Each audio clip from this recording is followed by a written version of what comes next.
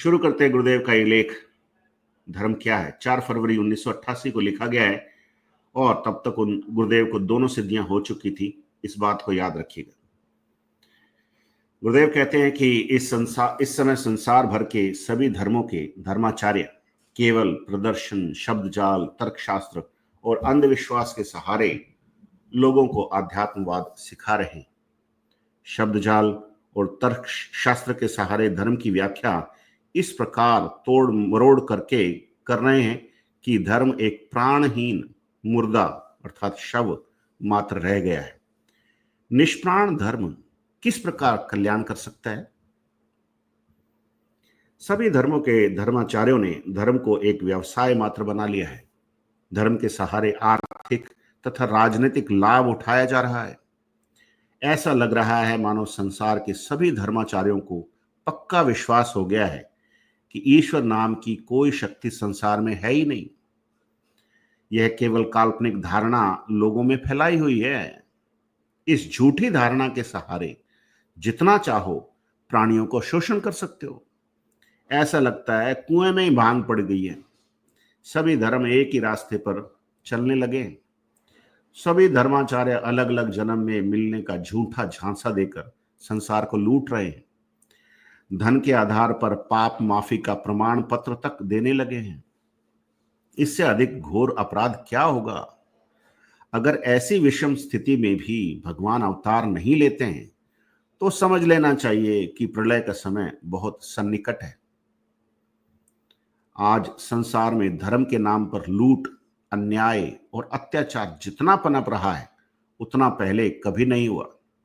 हमारा इतिहास बताता है कि जब जब ही ऐसी स्थिति पैदा हुई भगवान ने अवतार लिया है। धर्म की व्याख्या करते समय हमारे ऋषियों ने स्पष्ट कहा है कि धर्म प्रत्यक्षानुभूति और साक्षात्कार का विषय है। प्रदर्शन, शब्दजाल, तर्कशास्त्र और अंधविश्वास से इसका दूर का भी संबंध नहीं। पिछली सदी में स्वामी विवेकानंद जी संसार में एक आध्यात्मिक संत के रूप में प्रकट हुए। अमेरिका में उन्होंने धर्म की व्याख्या करते हुए कहा था, विभिन्न मतांतरों या सिद्धांतों पर विश्वास करने के प्रयत्न हिंदू धर्म में नहीं है, वरन हिंदू धर्म तो प्रत्यक्षानुभूति या साक्षात्कार का धर्म है। केवल विश्वास का नाम हिंदू धर्म नहीं है। हिंदू धर्म का मूल मंत्र तो मैं आत्मा हूं, यह विश्वास होना और तद्रूप बन जाना है। इसी संदर्भ में स्वामी जी ने एक कदम और आगे बढ़कर कह डाला कि अनुभूति की यह महती शक्तिमयी वाणी भारत के ही आध्यात्मिक गगन मंडल से आविर्भूत हुई है। एकमात्र हमारा वैदिक धर्म ही है जो बारंबार कहता है कि ईश्वर के दर्शन करने होंगे, उसकी प्रत्यक्षानुभूति करनी होगी, तभी मुक्ति संभव है। तोते की तरह कुछ शब्द रट लेने से काम चल ही नहीं सकता। स्वामी जी ने कहा है, धर्म में प्रत्यक्षानुभूति न हो तो वह वास्तव में धर्म कहलाने योग्य है ही नहीं। क्या इस समय संसार के किसी भी धर्म का धर्माचार्य उपर्युक्त बात दोहराने की स्थिति में है? इस समय तो ईश्वर और धर्म की अपनी अपनी तर्क बुद्धि के अनुसार अजीब अजीब व्याख्या करके धर्माचार्य संसार के लोगों को भ्रमित कर रहे हैं। प्रत्यक्षानुभूति या साक्षात्कार की बात करने तक का साहस किसी में दिखाई नहीं देता। इस समय संसार में मनुष्य जाति में एक ऐसा विशेष वर्ग पैदा हो गया है जो ईश्वर तथा धर्म का एकमात्र ठेकेदार अपने आप को घोषित कर बैठा है। अगर आपको आध्यात्मिक जगत में प्रवेश करना है तो उसके प्रमाण पत्र के बिना काम नहीं चलेगा। अपने प्रमाण पत्र की वह भरपूर कीमत लेकर आपको जिस रास्ते पर चलने का आदेश देगा उसी पर आपको चलना होगा। जो मान्यताएं उस वर्ग विशेष ने बना रखी हैं वही धर्म सम्मत हैं, बाकी सब रास्ते नरक में ले जाने वाले अधर्म के हैं। इस समय संसार में धर्म के नाम पर भीख से लेकर हत्या तक की छूट है। कैसा भयंकर रूप बना डाला इस युग के मानव ने धर्म का। इस युग का मानव धर्म के लिए धर्म की ओट में घृणित से घृणित कार्य करने से भी नहीं झिझकता। ऐसी स्थिति में संसार में शांति, प्रेम, दया और सद्भाव कैसे संभव है? तस्मै गुरुवे नमः। समझे ना? तो अब मैं आपको मंत्र बता दूं, आप उसको खुला बता सकते हो जिसको चाहो। अब ये लाइव हो गया, पूरे आपके रिश्तेदारों को बताइए जो मैं अभी बता रहा हूँ, इसमें आप कोई रोक नहीं है। हर जाति के लोगों को बताइए। वैसे में आपके कोई लोग है तो उनको लिख के भेज दीजिए। अभी परीक्षा के पेपर आपको बन जाएंगे।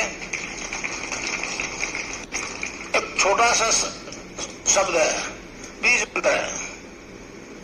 बीज मंत्र इसलिए कहा है इसको कि बरगद के पेड़ का बीज राई के दाने जितना 1 किलोमीटर फैलेगा, उस बीज में दिखता है। तो कै आधार लय में मिला हुआ बड़ी की मात्रा और बिंदी, उसको बोलते क्लिंग है।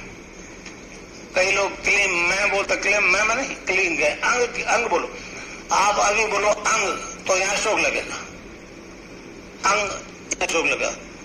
तो उसको जपने के लिए हमारे संतों ने उसको जपाया, बताया क्लीन कृष्ण क्लीन, क्लीन कृष्ण क्लीन, क्लीन कृष्ण क्लीन। एक दो कबीर ने कहा, कबीरा धारा अगम की सतगुरु दिए लिखा है और अगम की सतगुरु दिए लगा है। तो उसने पर कृष्ण के बारे में कहा है, स्वामी उल्टता ही पड़ी है सजा। धारा को उल्ट को तो राधा हो गया, उल्टता ही पड़ी है सजा, स्वामी संग लगाए।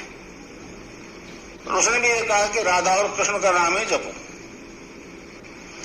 तो अब आप जपो क्लीन कृष्ण क्लीन, क्लीन कृष्ण क्लीन, क्लीन कृष्ण क्लीन। खिचड़ी भी लगेगी। अब ये पर्चे बांट देते हैं आपको छोरे, पर्चा कोई देख ले, आप बात नहीं। आप सबको कह सकते हो कि जपो क्लीन कृष्ण क्लीन क्लीन। आप जपो, आप खुद कह दो। आप जब बताओगे तो मुझसे जुड़ जाओगे ना, आप नहीं फिर मैं बोलूंगा।